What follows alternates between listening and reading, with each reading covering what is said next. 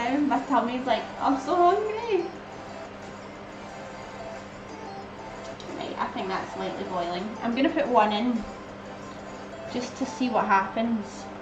So I'll bring you with me and you can see. I can get the wire out of the way. Right.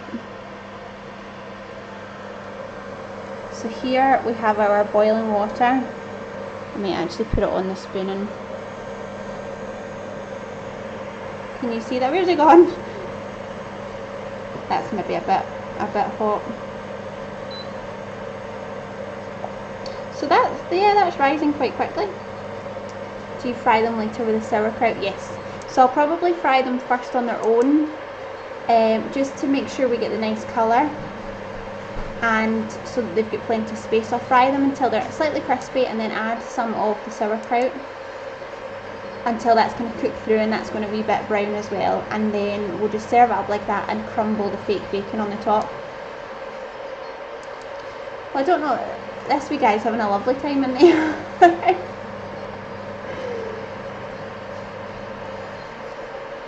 I think it's still too boily.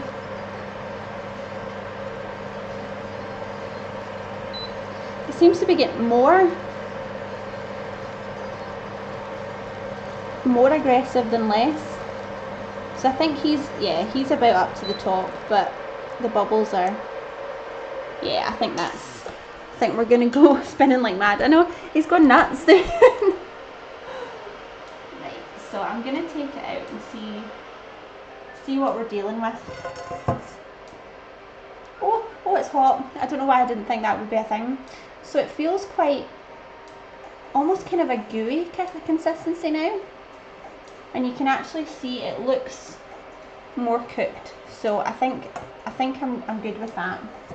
So I'm going to pop again this, it's gone from bubbling like mad to nothing at all.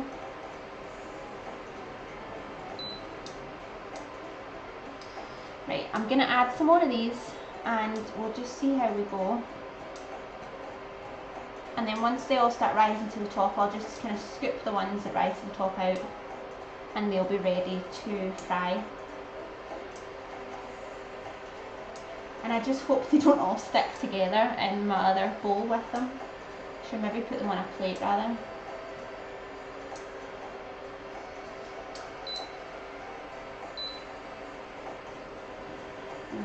Fix this temperature. Yeah, I think that seems a bit better. Because you want a bit of movement to it, but not like the first one where the wee guy was just a bit jumping out of the pot.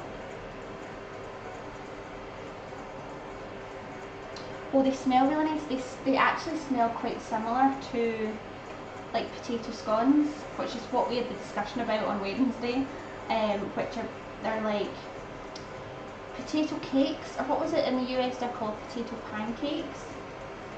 And I suppose that the ingredients are quite similar.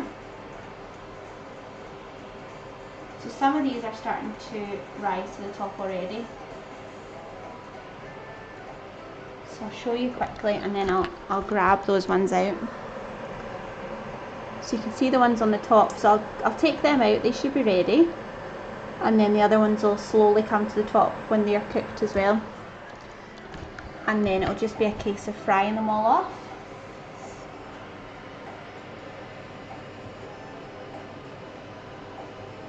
Oh no, one broke. Yeah, they're a strange consistency now. They are quite, almost kind of slimy.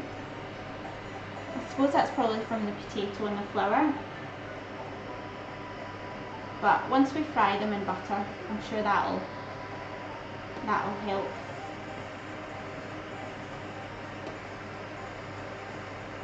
And then just try and kind of shake off as much of the water as possible. You don't want them sitting in water in this bowl.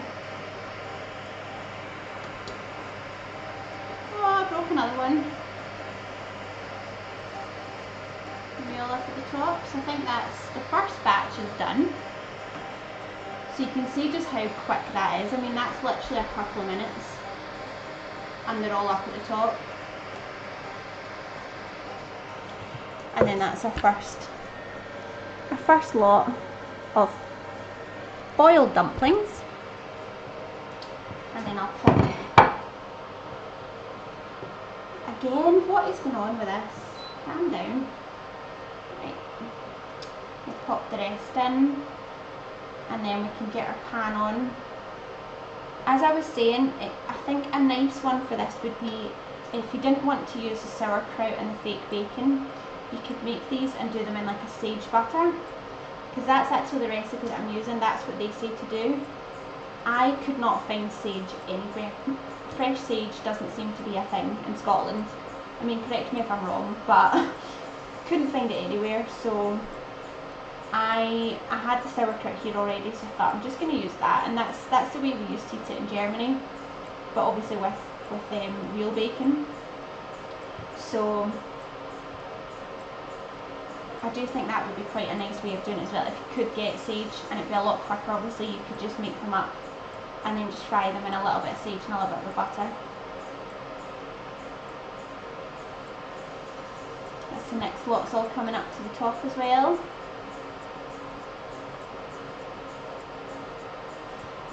There's something quite nice about just watching them all float to the top. Right, that's all of our dumplings in the pot. So I'll start taking out the ones. Yeah, no, I think they're okay. I was worried that when I put these in the bowl that they'll all start sticking together. But I think they'll be okay, because obviously we're going to fry them quite quickly after these are done. So hopefully they won't stick together too much.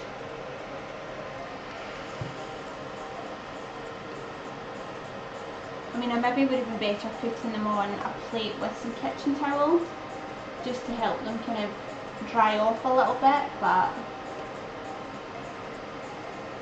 I think as long as you're careful and you kind of break them up once they're in the frying pan with the butter, you should be fine.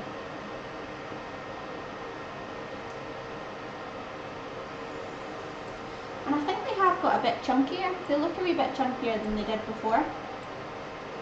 So, yum. Oh, I hope so. I really hope this is tasty, because I suppose it's a bit of a process. But then if you were making them and if you were a big fan of them, you could just make double the amount of the dough and then freeze half of it. Or I'm sure you could make them up and then freeze them, and then you don't have to go through the whole process again. Next time you want them, you can just grab them out of the freezer and either make them up or just fry them up from there. Right, I'm going to get rid of this and then we can start to fry them off.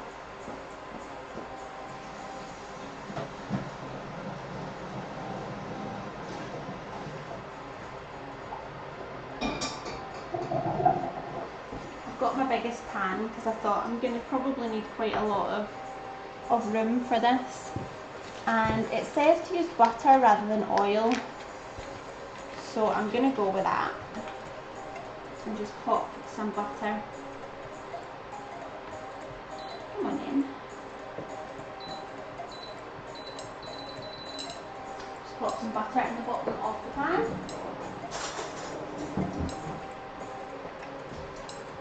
So it doesn't say, just says a knob of butter, which is really helpful. So I'm just going to put a couple of chunks, because you can always add a bit more if you need it to be, if you want a bit more crisp on it. You can add it on, you can add some butter on later on. I think that'll do for the moment. I'll just let that heat up. And you can see there's our nice bowl full of dumplings. Yeah, and they're not sticking together too much. And then I'm going to open this now, just in case I have problems. I thought I might. Oh, for goodness sake. Although there's a trick that I've done a couple of times. Sometimes it works, sometimes it doesn't. So if you've got like a jar like this, it's really difficult to open. What is it? I think you tap the bottom of it, and then you get like a spoon or something that's got quite a thin end on, and if you put it between the jar and the lid, if it's thin enough, you can actually, obviously it's not going to work today, if you push down on the spoon it should like loosen the vacuum,